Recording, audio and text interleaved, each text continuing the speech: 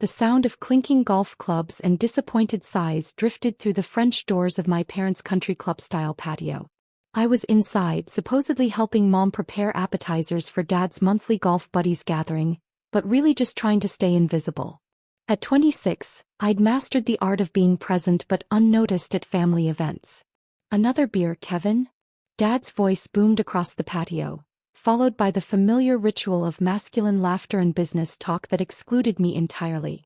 "I'm Alex Morrison," though my family had taken to introducing me as our youngest, with that particular tone that suggested I came with an expiration date on my potential. 3 years ago, I dropped out of Stanford during my junior year to pursue what Dad called computer nonsense. What I'd actually been building was something that would soon reshape entire industries, but they'd never bothered to ask for details. "How's business, Richard?" Kevin Patterson asked.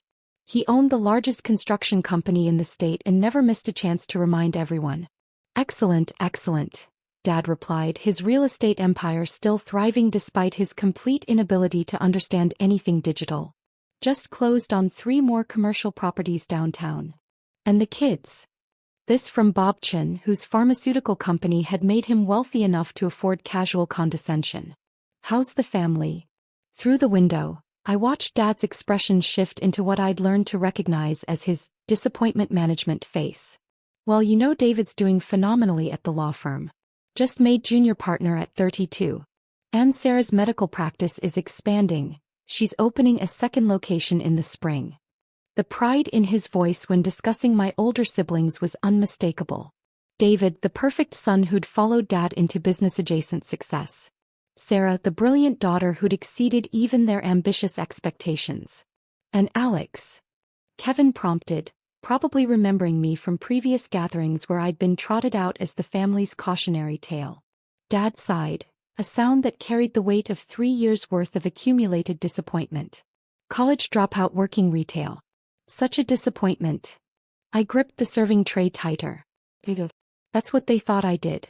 Because when they'd asked about my job, I'd mentioned working at the Apple store, and they'd stopped listening before I could explain that I was there conducting market research for my company's latest product launch. "Kids these days," Bob chimed in. "No work ethic. They think success should just fall into their laps." "Different generation," Kevin agreed. "They don't understand that real wealth comes from real work." Real work. I almost laughed. If they only knew about the 18-hour days I'd been pulling for the past 3 years, the all-nighters spent coding, the endless meetings with venture capitalists who initially dismissed me as just another college kid with an app idea. Mom appeared beside me, adjusting the cheese arrangement with nervous precision. "Maybe you should go upstairs, honey," she whispered. "They get a bit vocal when they've been drinking." I was about to take her advice when the doorbell rang. "I'll get it," I said, grateful for any excuse to escape the patio. I opened the front door to find a woman in her 30s, professionally dressed, holding a leather portfolio and looking slightly nervous. "Hi, I'm Jessica Laurent from Forbes magazine," she said, extending her hand. "I'm here for the exclusive interview with America's youngest self-made billionaire, Alex Morrison." The serving tray slipped from my hands, clattering against the marble foyer floor. For a moment neither of us moved. That's me," I managed. "Wonderful." Jessica smiled. "I have to say I'm excited about this piece. Your story is exactly the kind of entrepreneurial success our readers love. From college dropout to tech billionaire in 3 years. It's remarkable." Behind me, I heard the conversation on the patio continue, unaware that their definition of my life was about to be completely shattered. "Should we do the interview here?" Jessica asked, looking around the impressive foyer. "This is perfect for photos. Really captures the success story. Young entrepreneur in the family home that launched their empire." I almost corrected her about whose empire had actually launched from this house, but stopped myself. There would be time for that conversation later. "Actually," I said, "let's start on the patio. I think my family would enjoy meeting you." Jessica nodded enthusiastically. Family interviews are always wonderful. They add such personal depth to the business story. I led her through the house toward the French doors, my heart pounding. 3 years of hiding in plain sight were about to end in the most spectacular way possible. "Just through here," I said, pushing open the doors. The conversation on the patio stopped abruptly. Dad looked up from his beer. Kevin paused mid-sentence about market trends, and Bob's golf story died on his lips. Dad, I said calmly, I'd like you to meet Jessica Laurent from Forbes magazine. She's here for an interview. Dad's face lit up with confusion and curiosity. Forbes? Well, that's wonderful. Are you doing a piece on the real estate market? I'd be happy to share some insights.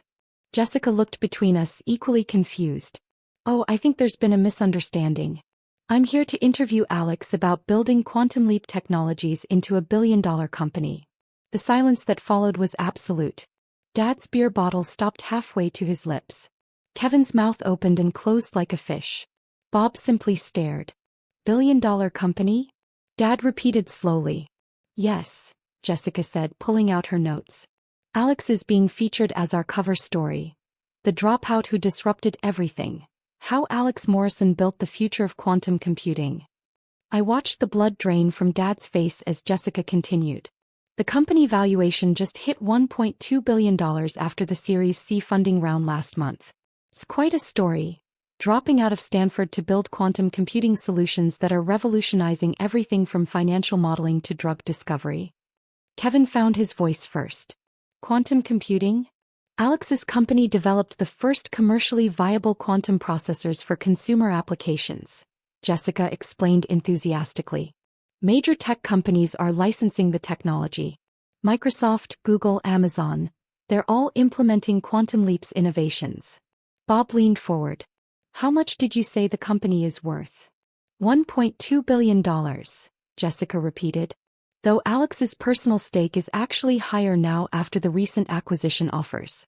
We're estimating personal net worth at around $800 million. Dad set down his beer with shaking hands. $800 million?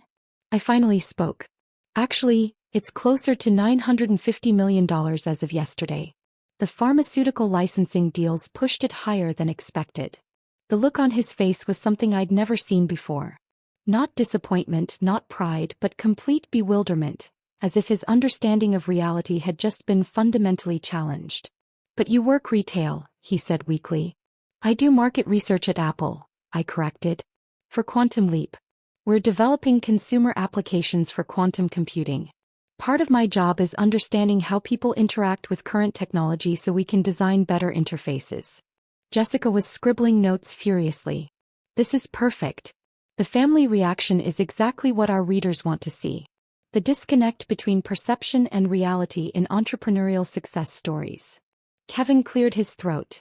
So when you said you were working on computer stuff, I was building the foundational algorithms for quantum error correction, I replied.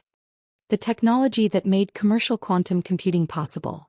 Bob's pharmaceutical empire suddenly seemed much smaller. And the company you mentioned. Quantum Leap Technologies. We've revolutionized drug discovery timelines. What used to take pharmaceutical companies years of molecular modeling now takes weeks. We've got licensing agreements with 12 major pharma companies. I watched Bob's face as he realized that my computer nonsense was directly transforming his industry. This is incredible, Jessica said. Can we set up for the formal interview? I'd love to get some family photos too. The support system behind the success story. Support system. I looked at Dad, who hadn't said a word since learning about my net worth. Actually, I said, let's start with some background. Dad, why don't you tell Jessica about how supportive the family has been of my entrepreneurial journey? The trap was elegant and cruel. Jessica waited expectantly, pen poised. Dad's mouth opened and closed several times before he managed. We've always believed in Alex's potential. That's wonderful, Jessica beamed. And what was your reaction when Alex first told you about the quantum computing company? Another pause. Longer this time. We were excited about the possibilities. Dad finally managed. I almost felt sorry for him. Almost. Perhaps you could share some specific memories? Jessica pressed.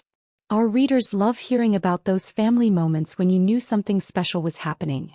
Kevin and Bob exchanged glances, suddenly understanding that they were witnessing more than just a magazine interview. Well, Dad stammered, there was the time when Alex explained the technical details and we were just amazed by the innovation.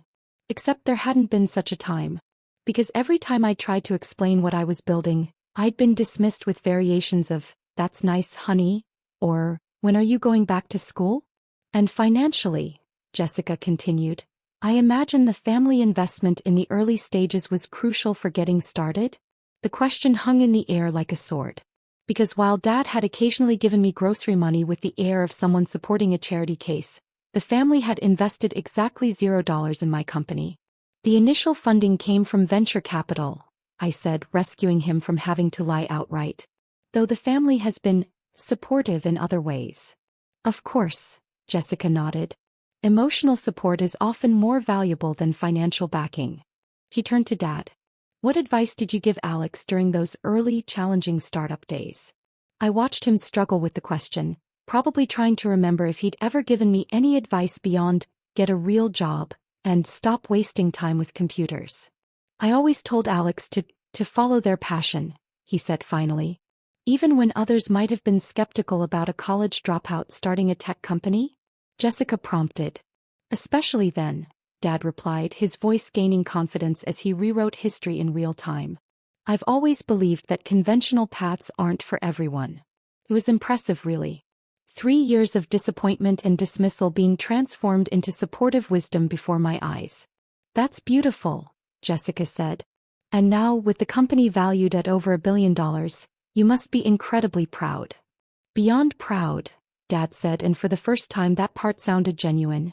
Though honestly, we always knew Alex was special. Kevin and Bob nodded along, probably rewriting their own memories of every dismissive comment they'd made about my computer phase. Well, Jessica said, closing her notebook, this has been wonderful background. Should we move to the formal interview now?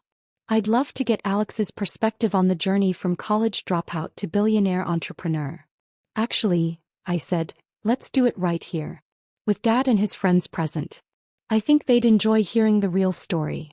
Jessica loved the idea. She set up her recording equipment while I helped Mom bring out more chairs. The men sat uncomfortably, probably realizing that their casual afternoon was about to become something much more significant. So, Alex, Jessica began formally, take us back to the beginning. What made you decide to drop out of Stanford to start a tech company? I looked directly at Dad as I answered. I realized that traditional education wasn't going to teach me what I needed to know to build the future.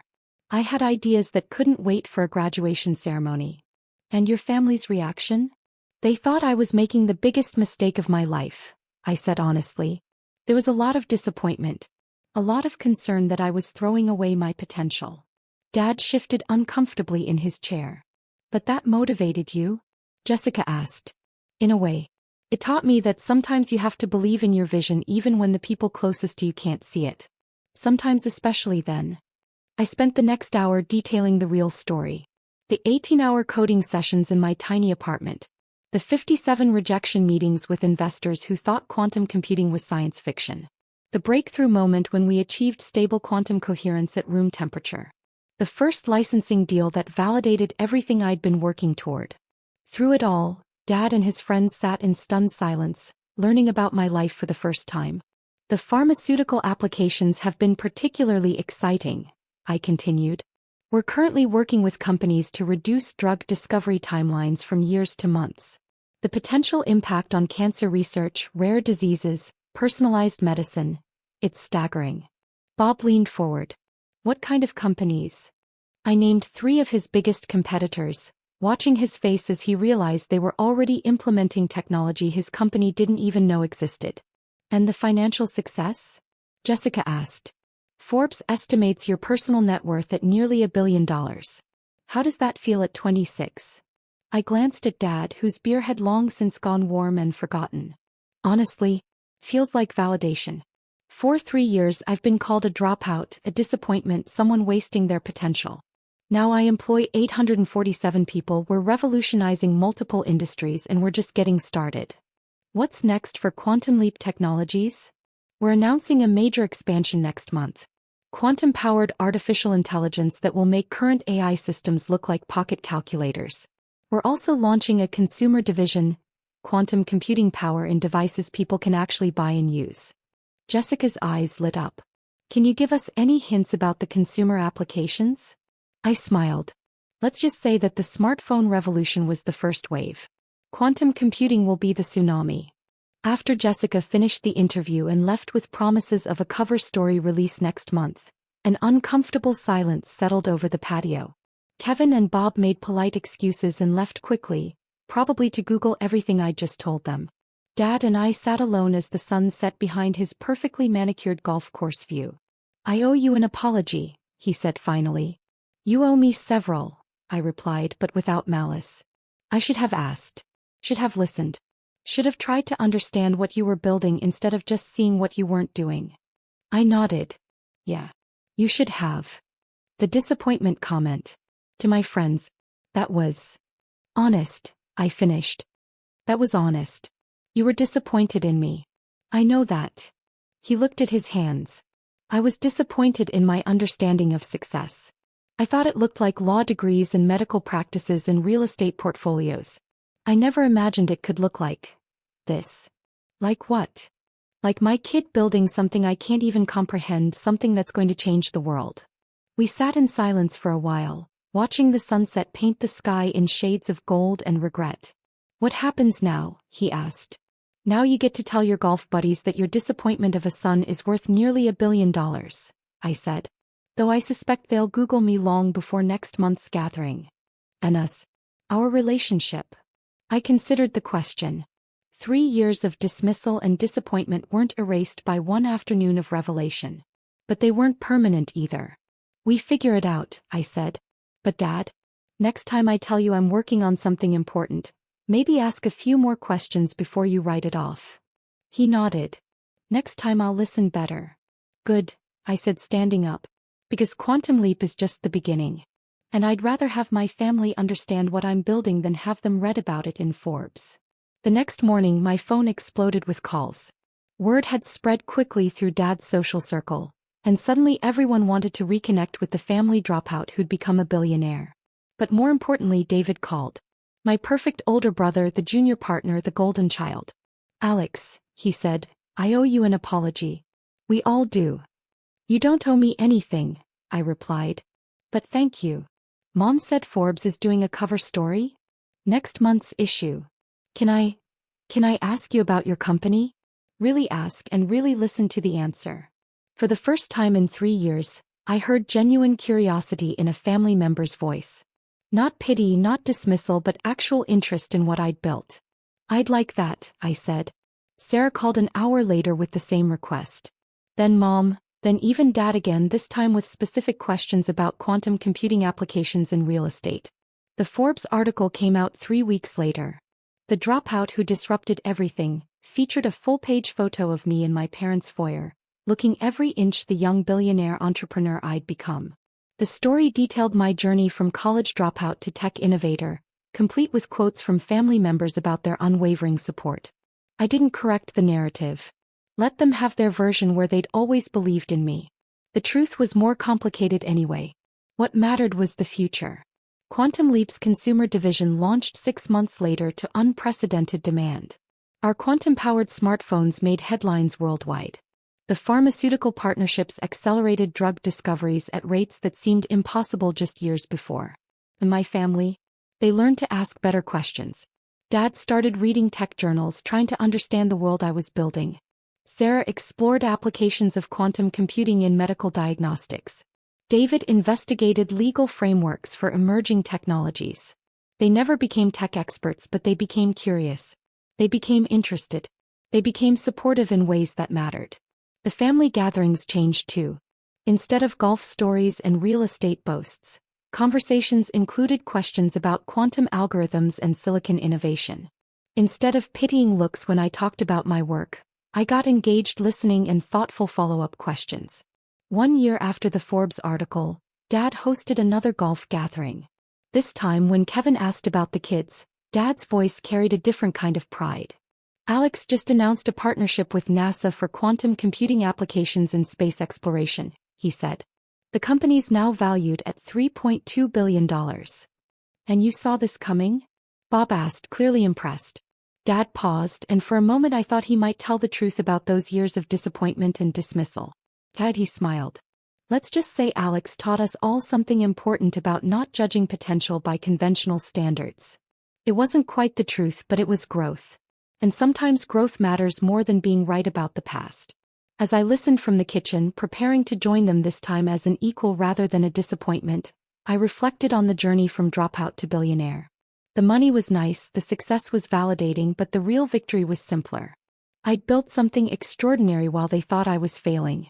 I'd proven that their definition of success was too narrow, their understanding of potential too limited. I'd shown them that sometimes the biggest disappointments become the biggest surprises.